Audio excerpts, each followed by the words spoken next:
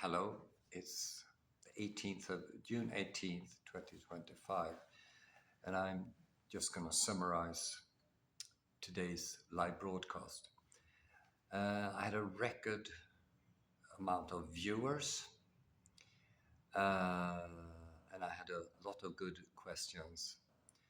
And I also had which I interpreted as very aggressive, um, not questions, but someone was questioning what I was saying, claiming that I just talked about toxic mothers. I have never talked about toxic mothers in relation to childhood trauma. What I do typically say, based on my own research and which has been corroborated by other researchers' studies, but also from the father of child psychiatry, that what happens during early upbringing, especially if you are forced to live with a single mother, is not good for your life expectations. And much of the bad stuff comes from that. Like it or not, I mean, you can say that I'm an idiot, but it's not from me. And I gave examples where I have advised women, I have to know them, to quit their conflict because you don't gain anything from it. And they listened, and actually, the life situation for their kids improved. Their own lives improved because they could stop spending time on their conflict, and so also their financial situation improved. Typically, women who join forces with the social service into these man-hating actions uh, end up in bad economy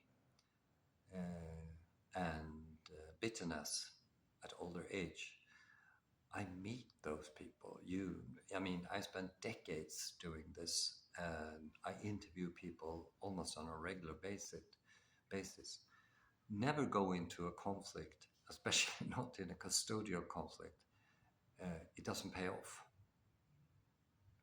And if you want coaching on that thing, it's much cheaper to pay me than to take the cost of your conflict.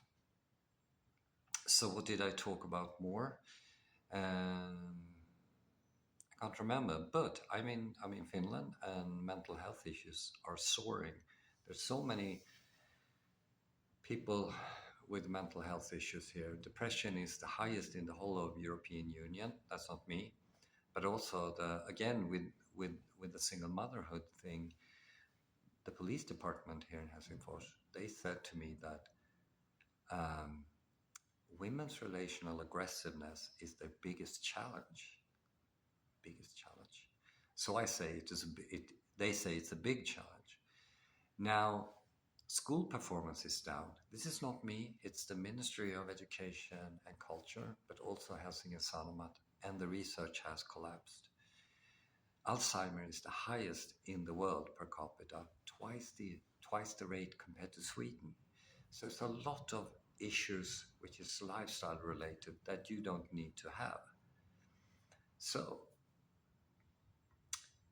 because I don't have any research money, I'm a privateer, so to speak, and I offer psychoeducation. It's the same stuff I taught at universities in Finland and Sweden, and on occasion to universities in India, Greece. I did a talk these were via Zoom, and in France, and a couple of more places. I don't remember them all actually. But you need to gather the audience, and it's not free of charge. I also offer coaching, but I want you to be a group of 4 to 5 people, and it's not going to work with one occasion. My experience from coaching is that it's a repeated thing over a long period of time. And yeah, People say I'm look very fit, and they claim you must be training every day. I don't, but it's a number of things that I apply for my lifestyle that seem to work, and I can show you how. It will benefit not only your health but actually your financial despite paying me, it's going to benefit your financial situation. It sounds paradoxically. I will be back tomorrow, so feel free to tune in. I think it's going to be 6 p.m. local Finnish time. Bye bye.